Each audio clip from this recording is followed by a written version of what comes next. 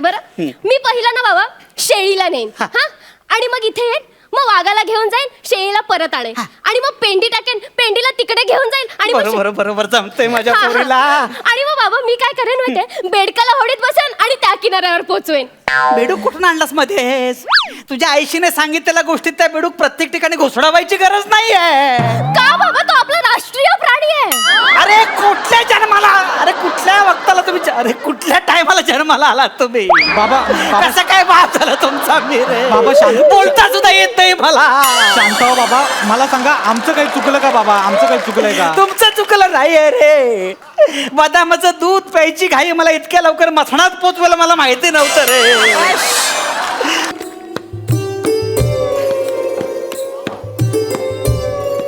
Hello, अरे आले का रे? अरे कधी येणार आहेत? अरे यांचा बाप मरणाला टेकलाय, अजून यांचा पत्ता नाही आहे. अरे माझ्या नंतर ह्या प्रॉपर्टीचा हे कसे सांभाळ करणार आहेत? अरे या रे लवकर.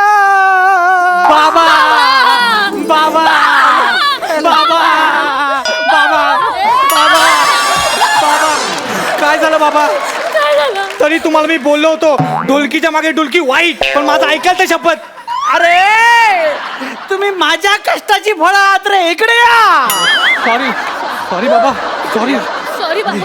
अरे नालायक नो, तो नावाने बाबा आहे, मी कर्माने तुमचा बाबा आहे. अरे निर्लज्जपणाची हद्द केलीत तुम्ही. नाही बाबा, sorry. एका थुकरड पंचसाठी बाबा बदलला. सॉरी बाबा, सॉरी बाबा. बाबा तुम्हाला काय झालंय? मूळव्याध, हार्निया, गुडघेदुखी, डोकंदुखी, की तुम्हाला AIDS झालाय? अरे कुठल्या नको नको त्या रोगांची नाव घेतोयस? काय चाललंय? अरे तुमच्या बापाला क्लासिकल संगीताचा शौक होता, हातात गजरे बांधून मुजरे बघत नव्हता तो. काय बोलताय? म्हणजे काही नाही झालंय ना तुम्हाला? हो बाबा, मी माझं अर्धवट काम टाकून आलो इथे. म्हणजे कुठलं काम अर्धवट टाकलंस तू? महत्वाचं होतं, अर्धवट टेक टाकून आलो मी इथे. कुठलं काम? ते बँकेत खातं ओपन करायला गेलो होतो. अरे ही जुनी नोट बंद व्हायची वेळ आली आणि अजून तू खातं उघडलं नाही, सरकारला तोंड घची पाडलं. ऐका ऐका, मी काय म्हणतोय ते. आता मी तुमच्या सोबत आहे. आज हयात आहे, उद्या नसे. अगं आजच पोचवतेस की काय मला? बाबा बघा, आज अजिबात करायचं नाहीये, आज सोडून जायचं नाही, आणि उद्या तर अजिबात नाही. बघितलंस माझ्या मुलीचं काहीच बघितलं? हो, काहीच वगैरे काही नाहीये. तिला उद्याचे वॉटर पार्कचे फ्री पासेस मिळाले म्हणून बोलते ती. नाही बाबा, नाही बाबा. माझं प्रेम बघा ना बाबा, माझं प्रेम. पण आम्हाला का बोलवलंय बाबा इथे? हा बाबा. मुलांनो, हा. माझ्या आता घटका भरत आले आहेत. हसताय? नाही, रडतोय बाबा. तर ह्या सगळ्या प्रॉपर्टीचे आता तुम्ही मालक होणार आहात. तर ही प्रॉपर्टी तुम्ही कशी सांभाळाल या चिंतेने मी ग्रासून गेलोय. काय बेटा, हे जग खूप डेंजर आहे. हो. तुम्ही भोळे आहात रे, तुम्हाला फसवतील सगळे. ते तसं होऊ नये याकरता मला तुमची परीक्षा घ्यायची आहे. मरता मरता आयुष्याचं काहीतरी देऊन जाईन म्हणतो मी. ती जरा पिशवी घे बघू. आईला, बाबाने किती खाऊ आणले बाबा आपल्याला. मरते मी सुद्धा खाऊ बघतोय. हा खाऊ आहे का? त्यातली एक एक काठी काढ. हा, काढ, एक तू ठेव, एक तिला दे. हे घे. बाबा, या 2 काठ्यांनी तुमची तिरडी कशी बांधणार? अगं यमापेक्षा हिलाच घाई आम्हाला पोचवायची. अगं वेडे, तिरडी बांधण्यासाठी काट्या नाहीयेत त्या. सांग तिला. ते बाबांना चिता देण्यासाठी आहे. काय पाच मेल्या? अरे काय अक्कल पासळताय तुम्ही? ही काठी मोडून दाखवा. हा. याचा अर्थ काय? बाबा, मी बाबा, काठी ना मराठी होती, मोडली पण वाकली नाही. उत्तर चांगलंय पण चुकलंय बाळा. याचा अर्थ एकट्याला कोणीही संपवू शकत. आता ती मुळी घ्या. मुळी आतमध्ये ठेवली आहे. हा, ठेवली आहे ना? हा हा हा. आता ही मोडून दाखवा, मग मी त्याचा अर्थ सांगतो. हा.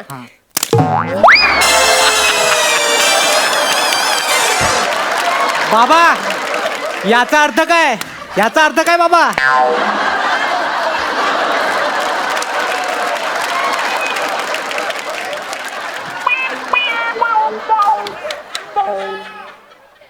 गोष्टच चुकली आहे. लाकडात भुसा होता, आपण गोष्ट बदलूया.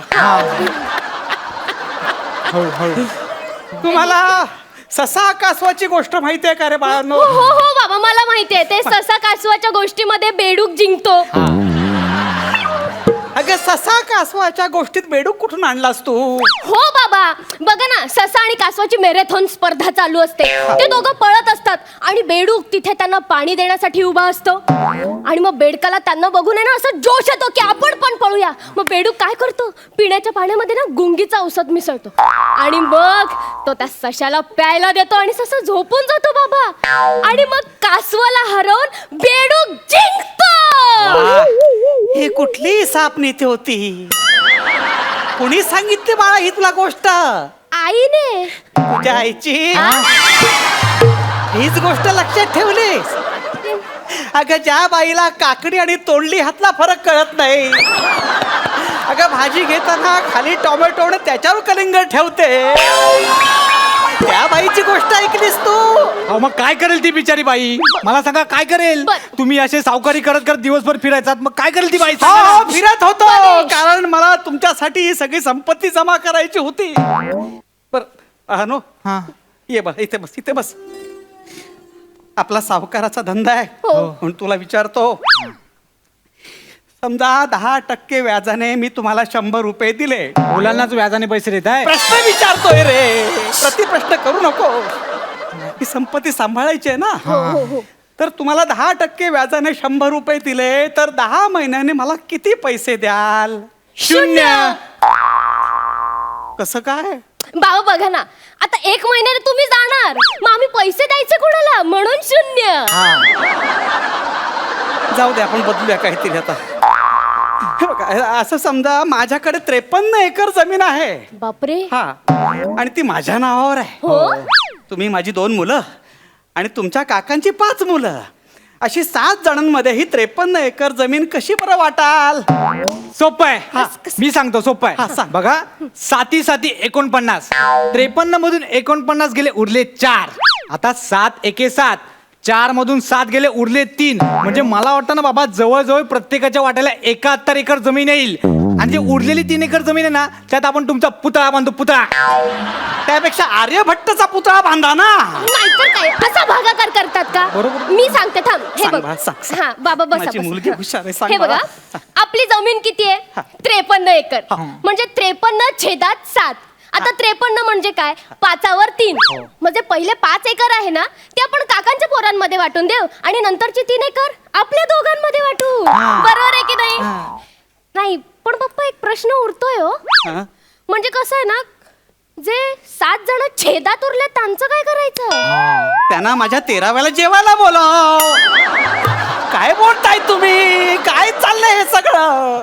अरे आर्यभट्टाने हे सगळं बघितलं असतं ना, तर त्याने ज्या शून्याचा शोध लावला ना, त्याला चोर बाजारात किलोवर विकला असता. अहो बाबा, मग सोपं काहीतरी विचारा ना. एवढं कठीण कशाला विचारताय? बर झोप.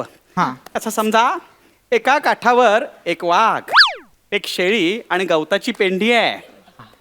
दुसरा काठावर कसं न्याल ते सगळं? बोटीने बोटीने तुझा बोटीने. बाप पण बोटीनच जाणार आहे. थोडं पुढे अच्छा. ऐकून घे. एका काठावर वाघ, शेळी आणि गवताची पेंडी आहे. हे सगळं दुसऱ्या काठावर न्यायचंय. हं. पण वाघाने शेळी खाता कामा नये, शेळीने गवताची पेंडी खाता कामा नये, आणि बोटीतून जाताना फक्त दोघांनी जायचं. आता सांगा बघू कसं कराल हे सगळं? सोपं आहे बाबा, सोपं आहे. तो बोलला की मग छातीत गोळा येतो. तरी बोल. नाही बाबा, बघा, सुरुवातीला मी काय करेन, मी आणि शेळी एका काठावरून त्या काठावर जाऊ. मी शेळीला त्या काठावर उतरवेन, मी पुन्हा इथे येईन, मग वाघाला घेऊन जाईन, मग येताना शेळीला पुन्हा इकडे घेऊन येईन, मग जाताना पेंडी घेऊन जाईन, मग त्या काठावर वाघ, मी आणि पेंडी शेळीची वाट बघत बसू. आणि मग शेळी कशी येईल? ती येईल ना पोहत पोहत. पोहत आणायचं नाहीये, बोटीनं आणायचंय, पाण्यात कोणाला उतरवायचं नाहीये. बाबा एकदा काय ते ठरवा ना, आता मला सगळं इकडचं तिकडे करावं लागेल आता. जसं काय सगळ्यांना उचलून घेऊन चाललेला असतो. नाही आता मी पुन्हा एकदा शेवटचं सांगतो बघा का. म्हणजे मी काय करेन, सुरुवातीला वाघाला घेऊन त्या काठावर जाईन, येताना मी एकटाच येईन, मग जाताना पुन्हा शेळीला तिकडे घेऊन जाईन, येताना वाघाला परत आणेन, जाताना पेंडी घेऊन जाईन, परत शेळीला घेऊन येईन. किती फेऱ्या मारणार आहेस तू? किती फेऱ्या मारणार आहे? हा? इतक्या बोटीने फेऱ्या मारला तुझ्या बापाच्या काय इराणच्या तेलाच्या विहीर? इतक्या फेऱ्या मारायला तुझ्या बापाच्या काय इराणच्या तेलाच्या विहिरी आहे? नालायक माणसा, हसतायत सगळे. बोल बाळा शिवाली, तू सांग. मी जरा म्हातारपणात काहीतरी चुकून बोललो, हसतात सगळे मला. होतं असं. बाबा मी सांगते हा. मी ना पहिले वाघाला नेईन. वाघायला नेशील? हो. अगं मग शेळी पेंडी खाऊन टाकेल ना बाळा. पण बाबा दुसरा किनारा तुम्ही असणार ना राखण करायला त्यांची. हो का? मी काय यमाकडे 1 महिना आंबे चोखायला जात नाहीये. मरणार आहे मी. अगं तुलाच करायचं बाळा सगळं. बाबा मी सांगते बरं. मी पहिला ना बाबा शेळीला नेईन हा, आणि मग इथे येईन, मग वाघाला घेऊन जाईन, शेळीला परत आणेन, आणि मग पेंडी टाकेन, पेंडीला तिकडे घेऊन जाईन, आणि मग बरोबर बरोबर जमतंय माझ्या पोरीला. आणि मग बाबा मी काय करेन माहितीये, बेडकाला होडीत बसेन आणि त्या किनाऱ्यावर पोचवेन. बेडूक कुठून आणलास मध्येस? तुझ्या आईशीने सांगितलेल्या गोष्टीत त्या बेडूक प्रत्येक ठिकाणी घुसडावायची गरज नाहीये. का बाबा, तो आपला राष्ट्रीय प्राणी आहे. अरे कुठल्या जन्माला, अरे कुठल्या वक्ताला तुम्ही, अरे कुठल्या टायमाला जन्माला आलात तुम्ही? बाबा कसं काय बाप झाला तुमचा मी रे? बाबा, शांत. बोलता सुद्धा येत नाही मला. शांत हो बाबा, मला सांगा आमचं काही चुकलं का बाबा? आमचं काही चुकलंय का? तुमचं चुकलं नाहीये रे. बदामाचं दूध प्यायची घाई मला इतक्या लवकर मसणात पोचवायला मला माहिती नव्हतं रे. अरे ही प्रॉपर्टी सांभाळायची, तुम्हाला माहितीये का? बघू दे कुठे गेलं रे, खाली पडलं की काय? हा हा. अरे हे बघ, सगळे पेपर तयार केलेले आहेत रे प्रॉपर्टीचे. याचे 2 समान भाग करायचे. कसं करणार मी? सोपं आहे बाबा. हा.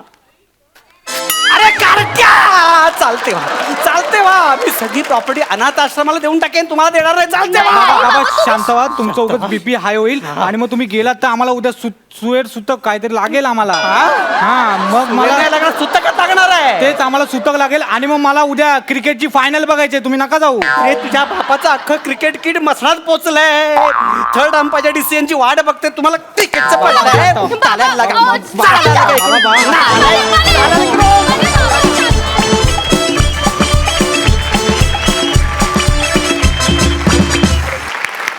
वा वा, लई भारी. तुमच्या या स्किटमुळे संपूर्ण महाराष्ट्राला इसाब नीतीच्या गोष्टींचं एक नवं वर्जन कळलंय. फार मस्त, मजा आली. सरपंच, तुम्हाला कसा वाटला परफॉर्मन्स? खूप मस्त, खूप मजा आली मला. शिवाली, तुझे डोळे भयंकर एक्सप्रेसिव्ह आहेत, ते खूप छान बोलतात आणि तो तुझा USP असं मला मनापासून वाटतं. खूप मजा आली तुझं काम बघताना शिवाली. अंशू, मगाशी काय म्हणलं, तेलीच्या विहिऱ्या का असं काय नाही, पण तुझ्या परफॉर्मन्सचा मी नेहमीच तुझं कौतुक करत आलो अंशू, आणि तू जीव ओतून काम करतोस, यात काही वादच नाही. आणि बने तू खरं तर अख्ख्या महाराष्ट्राचं नाही, खरं सोनी मराठीचं जर कोणी फाइंड असेल तर बने तू आहेस. तू येतोस, धुमाकूळ घालतोस, मजा करतोस. मला खरंच तुझं काम, तुझी पॅशन, तुझा प्रामाणिकपणा खूप आवडतो मला बने. Keep it up. वा वा वा वा वा. बने, तुला त्यांनी ती लाकडाची काय काठी दिलीस बारीक, जवळजवळ तिचा आकार आणि तुझा आकार मला सेमच वाटला बघताना. ती तू पटकन तोडलीस आणि त्यानंतर त्यांनी मोळी दिली, तीही तू तोडतोस. म्हणजे इसाबनीतीच्या गोष्टींचं तुम्ही नक्की काय करायचं ठरवलंय सगळ्यांनी मिळून? पण मला असं वाटतं की हे श्रेय लेखकांचं आहे. आणि आमच्या आपल्या पहिल्या पर्वाचे उपविजेते श्रमेश प्रथमेश, ज्या दोघांचाही मी प्रचंड मोठा फॅन आहे, त्यांनी हे स्क्रिप्ट लिहिलेलं आहे. त्यातले पंचसही काही खूपच मस्त होते. त्यामुळे एकदा श्रमेश आणि प्रथमेश करता पण टाळ्या आपण वाजवूया.